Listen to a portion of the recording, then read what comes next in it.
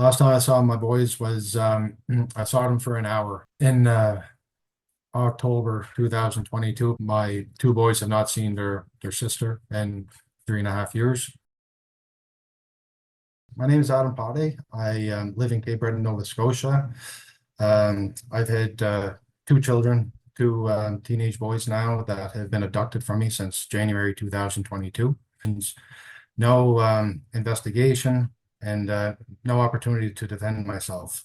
What ended up happening was there was a false allegation as my ex-wife self-referred herself to CPS off a baseless claim. Here in Nova Scotia, there's an act. It's called the Children's Family Services Act. So all that a person needs, just an accusation. What I've learned over the last 4 years is that most parents that are in my position, there is never an investigation. My ability to defend myself in either the family court or the appeals court of Nova Scotia has been denied. In Nova Scotia and also in Canada, this is not an isolated case.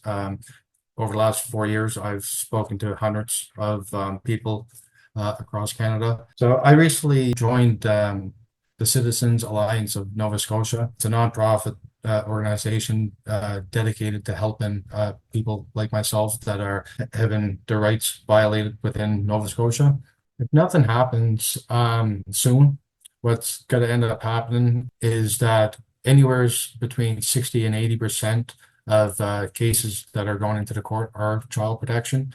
But what the public needs to be aware of is that this is a monopoly. Every court case in Nova Scotia and within Canada is that if there's an ongoing application before the court, every individual that is a professional gets paid every month.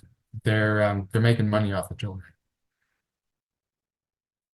Hello, my name is Michael Yates. I am a television and new media casting director and producer.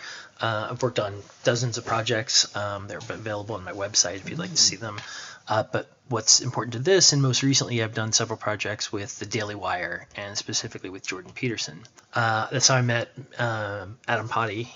When Adam told me what he was going through and the severity and the level at which the state seems to have total authoritarian control over the fate of his family, I knew I had to jump on board. You can't just call somebody and say, hey, here's an idea for a project or a documentary.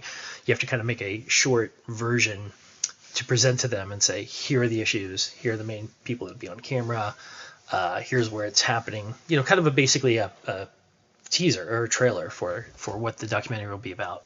So my goal isn't, not just to raise awareness, but to hopefully force change to be affected in Nova Scotia. My goal would hopefully be that the law is changed in such a way that I never have to hear anybody tell me something like this again.